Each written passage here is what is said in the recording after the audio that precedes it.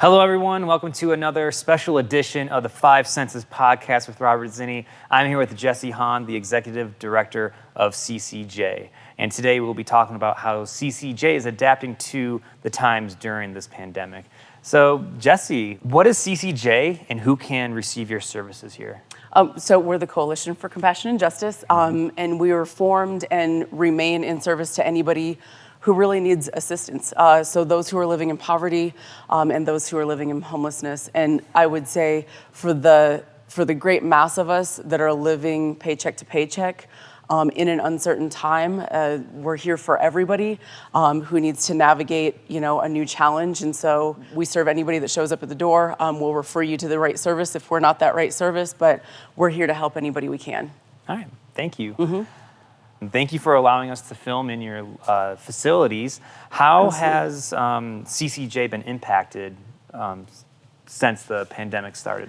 Well, I think in the early moments, we weren't really sure. And so because most folks don't plan for a pandemic, as we got more and more information, we started to do different things through the regulations that are coming through the CDC and really honing in on what our procedures are. So right now we are sanitizing everything at least 2 times a day.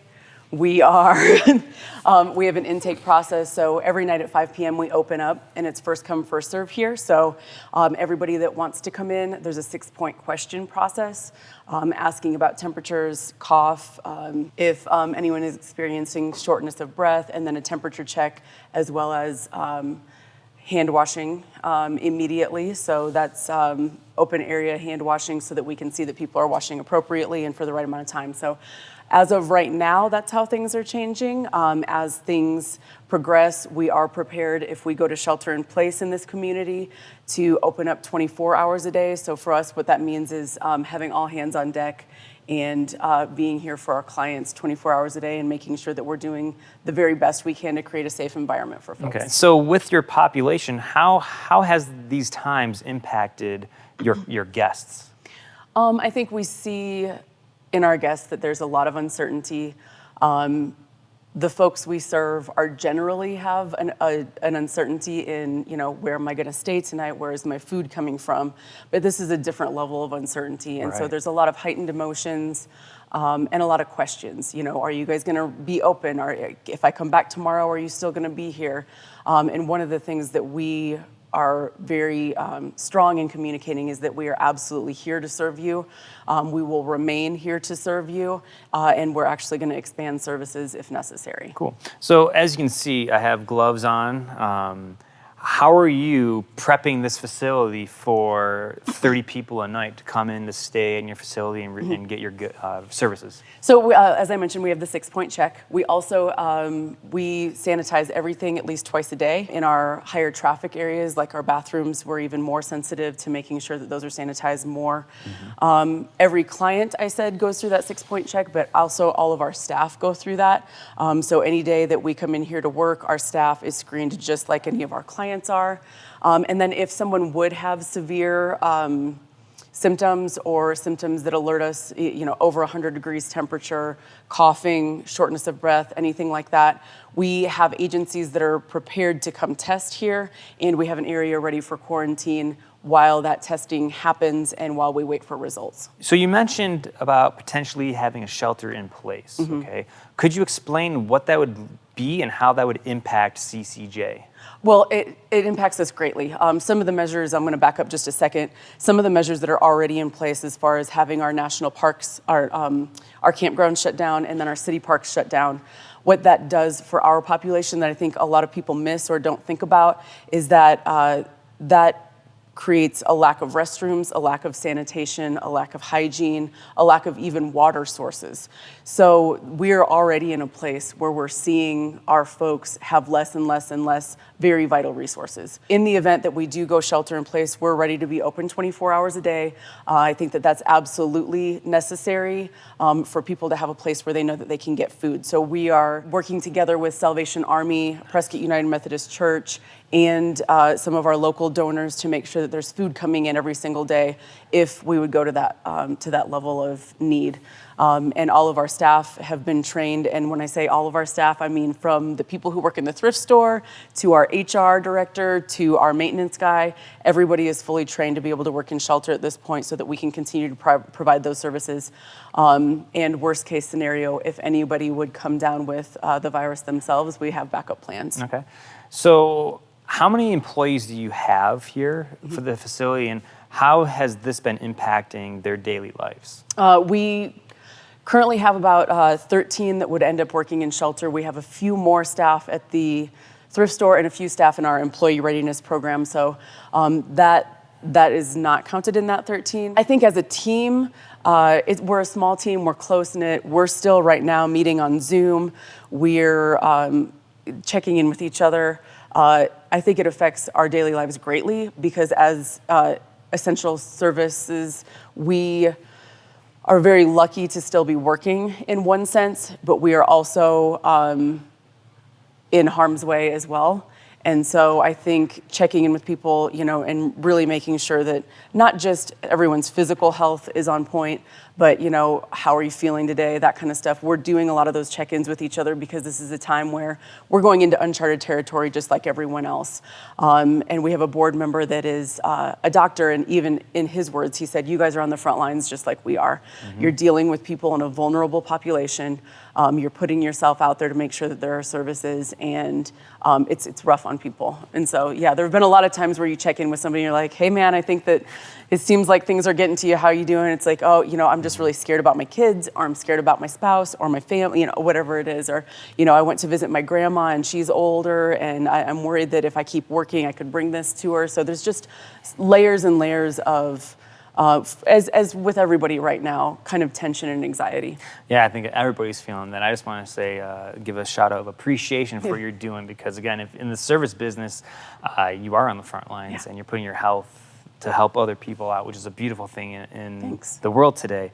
So before we get into some other stuff, I just want to know, how are you holding up with your mental and emotional state of mind during all this time? I would say I'm doing just probably the same as everybody else. Mm-hmm. There are days where there's this big picture that's just ever present with what's going on in the world today, what's going on in our nation, and then in our state, and then as close to home as in our city.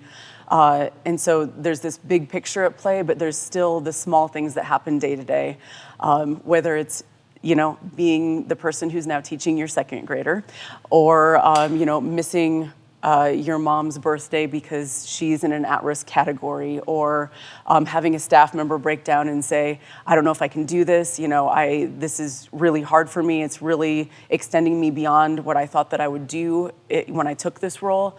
So I think it's all ups and downs, and it's a real mixed bag of emotions, and we're just all kind of navigating it as we go. And hopefully, I think what's important to me is that I'm vulnerable about that with my staff members, so that everybody else feels really comfortable to share those things too. This is hard, and I think one thing that gets us through that is being able to talk about it and connect with people. So you are the executive director here, so you're responsible for your guests and your employees.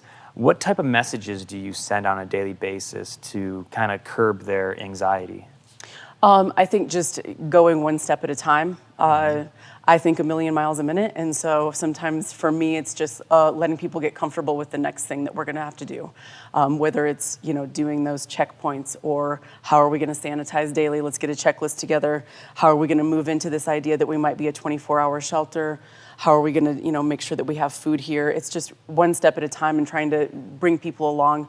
And I have to say that I have an amazing staff team, so a lot of this work is very much shared. So I think that because we had that before this happened, it's ever present right now. Mm-hmm. And so I would say I have a team of people that makes this much easier, or as easy as it could possibly be given the circumstances. Okay, excellent. You mentioned earlier about Operation Deep Freeze. Mm-hmm. And so I would like to know, what is Operation Deep Freeze, and how will that be impacted if we do get into a shutdown?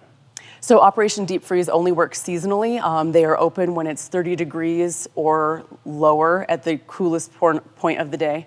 And so if we go to shelter in place, they've said that they will not be doing shelter in place, which means that's a limited amount of beds. So working together with US Vets, they also have some shelter capacity. We have a shelter capacity of 30. We may be raising that if needed, but Operation Deep Freeze does serve, 10 to 15 people when they're open. So what that means is we're completely at capacity, and that's something that we've tried to voice not only with our local elected officials, but also with our state officials, that we are at capacity and that our services are so much needed. Our folks don't have anywhere else to go. So having said that, we also need the resources. I said that our thrift stores closed down. Our fundraising events obviously are not happening right now. We're almost completely locally funded. We've had some fantastic donors step up, but all of this is happening at the same time as most of our funding streams are being closed down. So there's a real need for funding at this point, and a voice for the folks that we serve. And I think some of the decisions that have been made, like I said, with the campgrounds or with the restrooms, if you don't look at our population, those decisions made sense. But if you look at the dire need of those facilities for our population, I think that they were kind of left out when that vote came to pass. What can the people in the Quad City do for CCJ coming up in the times of uncertainty? I think speak to elected officials about what the real needs are, and I think that that's much broader than just our community, but we have to have accessible testing that gives almost immediate responses. Right now in Arizona, the response or the result from a test can be anywhere from 7 to, I've heard, up to 14 days. And for someone to not be aware if they have tested positive for the virus for that long puts other people at risk. So I think testing is absolutely needed in all of our communities across the United States of America and further than that. So advocate for that. I know we are. When it comes to foundations, I've approached a lot of foundations to say, is there an emergency fund, or could you allocate your funding to just emergency services versus our normal day-to-day programming? So we have gone to people and said, hey, we have a real need here. I know that the Change for Better, which is those little meters downtown that take quarters, they look like old parking meters. They've released some funding to both CCJ and US Vets to help us out in this time of need. I know I keep saying it, but the closing of the campgrounds and the closing of the restrooms, that's a huge need for our folks. Other than that, we are accepting donations of food every single night here. So on the CCJ level, that's something that we could use.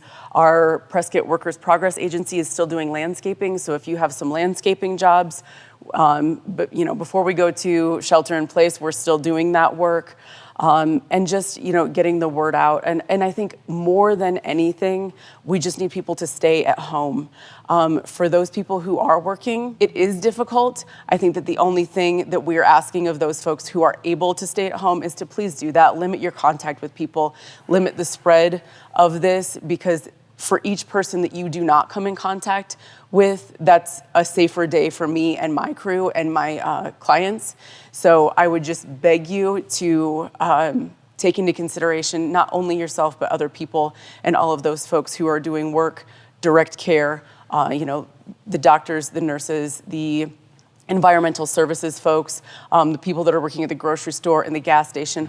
All those folks are coming in contact with people, and the more and more that you can limit that, the safer they are, and the faster we'll get out of the woods with this thing. With times of adversity and uncertainty, leaders emerge and people become very innovative with the way of their thinking. How do you see CCJ dealing with this adversity and then becoming stronger after this pandemic dies down? I think I completely agree with what you just said, which is challenge makes us even stronger in the things that we need to be strong at. We are fantastic at dealing with challenge and emergency situations with individuals, and I think right now we're being called to do that at a deeper level and maybe even a larger level, and speaking out for and advocating for our clients as well as our community as a whole. I know that we've been in contact, like I said, with Martha McSally's office, with the governor, and we're speaking out to say we are a community of people who need these specific things, whether it's testing or more shelter beds, or just to call attention to this problem before it's worse than it is. We've seen so many communities, whether we're looking at Italy or New York or California, that were unprepared. And I think that none of us have been prepared for a pandemic. No. And so this is new, these are uncharted waters for all of us. What we need to do in these times is do the best we can with what we have. We absolutely know how to provide shelter for people. We are learning how to do that in a stressful time where there are other medical issues at play, and really get people the services that they need. So I think raising to that level of need is where we will shine. And also, these are the moments where people understand what they're made of, and I think that that is incredibly true. And the things that I've seen in my team and in our clients, I have no doubt that we'll handle this incredibly, and hopefully with some grace and with some joyfulness as well, because that's one thing that we need to continue to do. It's a rough time, but usually we end most of our Zooms with some weird faces, or I've been known to put tape on my face like Pee Wee Herman, because I think you need those moments too. So it's a very, very tough time, but I think we can still connect with people even though it's different, and we can still laugh with each other even though it looks a little bit different this time. But Do you ever do the tequila dance from Pee Wee Herman? I haven't yet, but now that you mention it, that's going to have to happen. There's a little bit of, I'm going to need some different shoes, I think. So before we go, do you have any advice for our community? You can plug it any way you want. Yeah. This is your moment. What would you say to the people watching this? My advice would be to just veer on the side of caution, educate yourself. Dr. Anthony Fauci, our health advisor for the United States of America, has some fantastic interviews he's done that are really rich in information and data and exactly what this could look like. Just stay safe, stay healthy, stay inside, limit your amount of contact with people. There are folks that are really having to use a lot of bravery to do their job, whether it's in the medical industry, in grocery stores, all these different places that are in senior living areas. Protect those folks by making sure that you are not coming in contact with as many people as you can, not come in contact with, and making sure that you are distancing yourself as much as possible. And I guess that would be my message. Just really veer on the side of caution, educate yourself, and let's get this thing squashed before it gets any worse. Well said, Jessi. And thank you for allowing us to come into your facility. As you can see, I got the gloves. We're, social distancing really well. This is Robert Zinni from 5 Senses Magazine here at CCJ. Just wanted to give a shout out to Jessi Hans, the executive director of CCJ. For more information, you can look on the description of our video.